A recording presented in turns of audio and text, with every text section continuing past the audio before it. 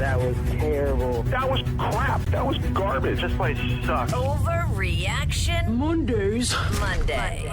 On a Tuesday. All right, Christopher. Hey, everybody. You guys good? We are great. And I'm still Love it. just as good or fine or well as I was when we recorded Overreaction Monday podcast before our Monday show. And you can get the full-on version of this wherever you get your podcasts or our YouTube channel. Please do. What do you got? Still thinking about Sunday night, TJ. The tie. I still can't get over that we do ties in professional sports and the amount of money that's going on with this thing. And I know Kevin Durant has my back on this, so I'm going to throw it out there. The NFL should adopt the college overtime rules. It's way more fun. It's way more exciting, and we get a guaranteed winner. And it removes special teams from the game. Sorry. Well, you've already done that by giving a team the possession. Ask the Dallas Cowboys if they want special teams removed from the ability to win a football game in overtime. How about you, TJ? Do you like saying your kicker doesn't have to have anything to do with it? That would mean that Brandon Aubrey would have no say? That's correct. No, I don't like that. Exactly. We're eliminating the tie. We're eliminating the tie. But you are also eliminating a phase of the game. That's why I don't like college football's overtime. We've already eliminated the phase by having each team get a possession. I saw some of the comments because guess what? I sometimes do read the comments. I let it roll off my back unlike other people, which is why I can read them. And I saw my opinion on just adding 5 more minutes onto the overtime rule. They're like, just adopt college. And then, or have after a while, field goal kickers just come out and kick field goals with no rush until one misses. You decide the World Cup that way. What's the difference? And that sucks too. What can I tell you? There's going to be no perfect response to this other than the fact that the college football overtime rules removes kicking from the game. And Brandon Aubrey, you know what he's also becoming a weapon at right now? Not just a field goal, this dynamic kickoff. He is the king of bouncing it in the landing zone and making you catch it in the end zone. Yep. So you've got to start from the 20, which is a massive advantage. He's a weapon for us. He is indeed, and you're removing Brandon Aubrey from the game pretty much with this stuff. I call this an overreaction. I know I might be in the minority. Larry David has my back, too. He hates kickers. Larry David hates kickers. That's correct. Hates kickers. He has my back. Okay. It finally happened on Sunday in Las Vegas, guys. I know we were all excited and waiting for it. Ashton Jeanty had the breakout we were waiting for. Finally. He's going to finish in the top 5 in rushing yards this year. Amongst rookies or amongst? No, amongst the whole kit and caboodle. He doubled his output on the season in one game. Last year, 5th in the league in rushing was Jahmyr Gibbs at 1,412 yards.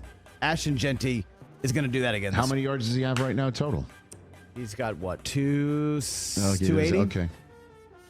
So he only needs his 1,200 more rushing yards? I'll just say this. Great job. Want to see more of it. Certainly since it wins me one of my fantasy league contests. 282. I'll just call it an overreaction. Let me see more, man. The thing that I was pleased to see is he was out there on 3rd down for him.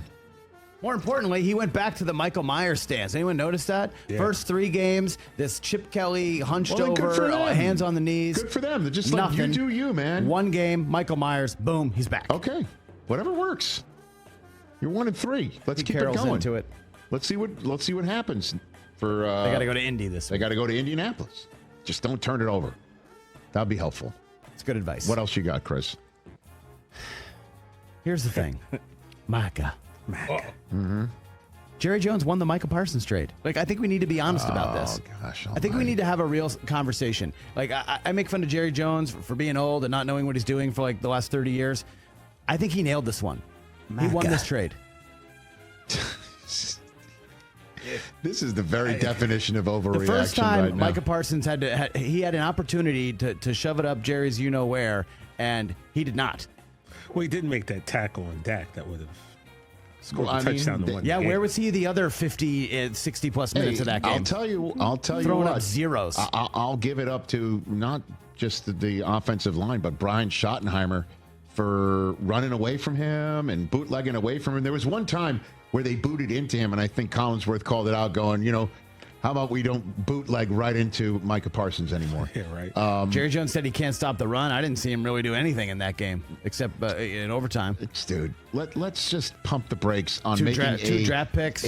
This is a hot take, one that I could see is already forming, one that I could see is not a bit for you, And I also think it's too soon.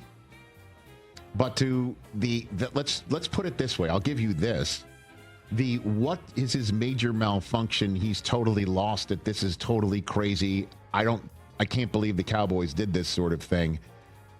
Reaction is now subsiding a bit, and there's now more room for this lane to widen. But I wouldn't drive in it just yet. What else you got over there, Chris?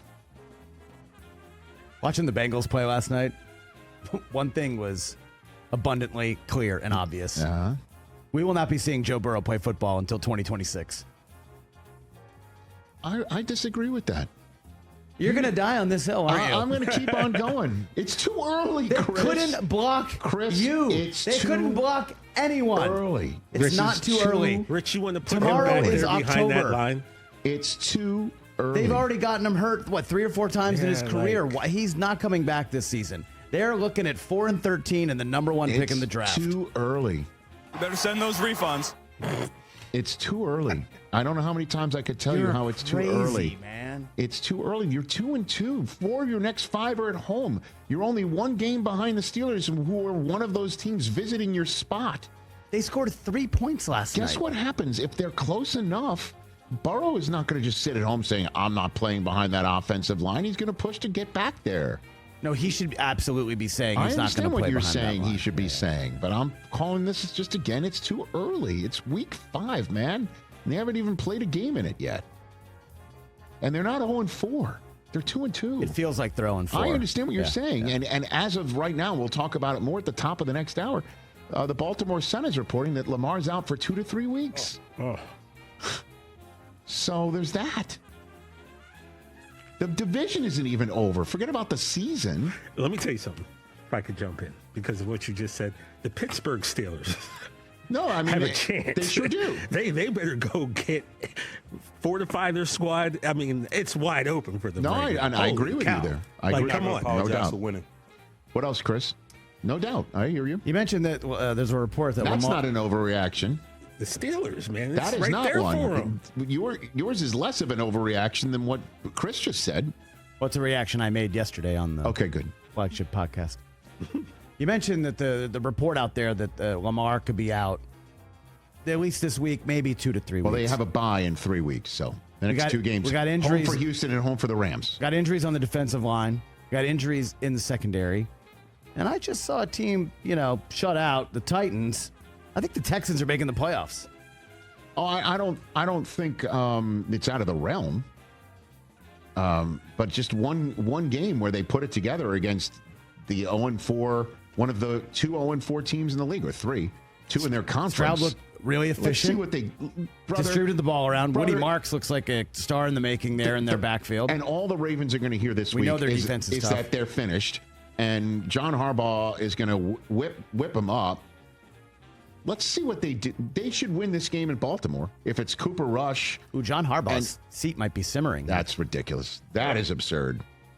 Boy, you're on fire right now. Check his temperature, Mike. Playoff baseball, Rich. The Texans it's October. could make the playoffs, entirely possible, but right now to declare it so. What's the point? To declare it so, I think that's an overreaction as well. Right.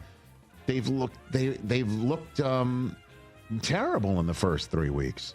But Woody Marks is a nice, bright light right now. And if they can get the running game going and Stroud getting more balanced and he gets more protection and he could be as efficient as he was with the football as he was against the team that was first overall on the clock.